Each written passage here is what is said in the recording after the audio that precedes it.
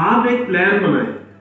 अगर आपको ये नहीं पता कि 5 साल बाद आप कहाँ होंगे या 10 साल बाद कहाँ होंगे, आप फोकस नहीं है, आपके पास विजन नहीं है, तो कुछ भी कंपटीशन लड़ने का, कुछ भी सीखने का कोई औचित्य नहीं है। हेलो, कॉन्स्टिट्यूशन को आप तब समझेंगे, सबसे पहले आपको पेरेंट्स को समझना पड़ेगा। ये तो एक बहुत बड़ी चीज है जिसको आपने समझना है। आप सब अपने पेरेंट्स की रिस्पेक्ट करते हो? Yes sir. आवाज पूरी सबकी नहीं आई। Yes sir. ये खाली आवाज के लिए नहीं बोलो। अगर कोई भी रिस्पेक्ट में थोड़ा सा भी कमी रखता हो तो आज से करना शुरू कर देना। और अगर अपने देश को रिस्पेक्ट देनी है तो इस कॉन्स्टिट्यूशन की किताब को, जिसको बोलते हैं खाली किताब नहीं है, ये एक ऐसा संग्रह है जिसको सब जब तक नहीं अपनाएंगे तब तक कुछ नहीं होगा। ये खाली एक राइट्स और ड्यूटीज के बारे में नहीं है, एक लाइफ को सिखाने के बारे में है। ये तो कॉन्स्टिट्यूशन हो गया। अब मैंने आपको बताया था कि 5 साल बाद आप कहाँ होंगे, वो आपका विजन फोकस क्लियर होना चाहिए। और सबसे इंपॉर्टेंट आपका होना चाहिए, अगर अभी आप मेहनत कर ले 5-10 साल में विजन के साथ, तो 2 चीज हो सकती है। या तो अभी आप ऐश कर लीजिए, यूट्यूब देख लीजिए, रील बना लीजिए, रेस्टोरेंट चले जाइए घूमने, सीपी बहुत अच्छा है, यहां से बहुत पास है, जिसने नहीं देखा वो पास है। या तो ये काम कर लो। देखो ये भी विजन होता है कई लोगों का, मतलब फ्रेंड का बर्थडे 3 महीने बाद है, तैयारी आज से शुरू है,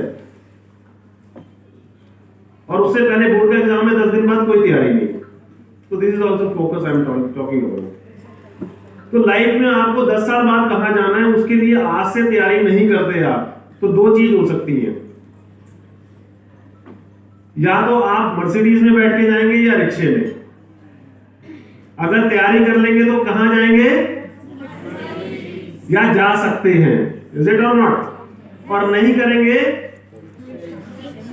बताओ ना, अच्छा लगेगा ना। देखो वो मेरी फ्रेंड जा रही है मर्सिडीज में, और देखो मैं रिक्शे में, फिर ध्यान आता है शायद कम रील्स बनाई होती, शायद कम गूगल देखा होता, कम अच्छी बातें हमने नहीं सुनी होती। जैसे अच्छी बातें आप बोल रहे हैं तो कई लोग कह रहे थे कि बोर हो रहा है कोई, किसी को पता लगा कि किसी को इंटरेस्ट नहीं आ रहा।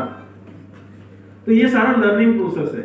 आप 10 साल बाद कहां जाओगे वो डिपेंड करता है आज आप क्या सोच रहे हो। आप वो तैयारी करो, 10 साल में आईएएस होऊंगा, आईपीएस होऊंगा, अग्रवाल साहब जैसे बनेंगे, रजनीश जी जैसे बनेंगे, या हमारे कुछ हमने देखा होगा कुछ लोग सर्विस भी कर रहे हैं यहाँ। देखो कुछ काम छोटा बड़ा नहीं होता, मगर आप जाना कहाँ चाहते हो वो देखो, विजन क्लियर करो। आपका अगर विजन क्लियर नहीं है तो आप डेफिनेटली समझ लो कहां पर जाओगे, रिक्शे में। कोई रोक सकता है? सही यस और नो? आपको पता है ना इस बारे में। तो आपको अपना विजन क्लियर करके उस जगह जाना है जहां बहुत कम लोग पहुंचते हैं, और बहुत कम लोग इसलिए पहुंचते हैं क्योंकि फोकस है।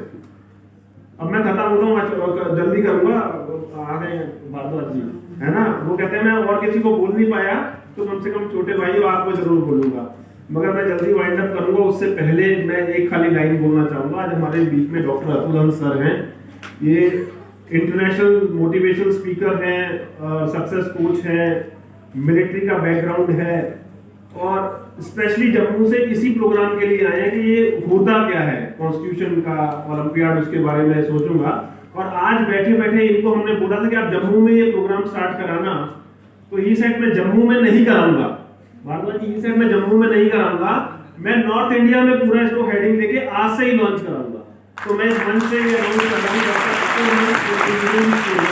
और पूरे नॉर्थ इंडिया में नेक्स्ट ईयर एक और इन्होंने एक लिमिट रख दी है। तो वो कहते हैं मेरे को 78,000 वाली फिगर अच्छी नहीं लगती, नेक्स्ट ईयर नॉर्थ इंडिया में लॉन्च होगा, और वो जो फिगर होगी 2 लाख बच्चों की होगी कम से कम। वो अतुल सर ने बोला है। आप ऐसे ही अच्छी चीजें सीखते रहे, और भारद्वाज जी से कहेंगे हम ऐसे अच्छी चीजें करते रहें, मोटिवेट करते रहें, आईएएस आईपीएस बनाएं इस देश में, जो बहुत जरूरी है। और वो तब बनेंगे जब हम लोग एक संकल्प लेंगे कि हमारा सोच अच्छा होगा, फोकस होगी। Thank you very much.